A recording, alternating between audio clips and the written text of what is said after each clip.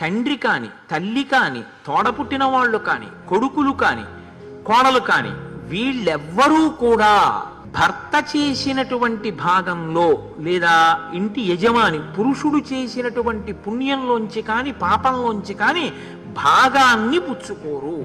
ఎవరి పుణ్యాన్ని వాళ్లే అనుభవిస్తారు.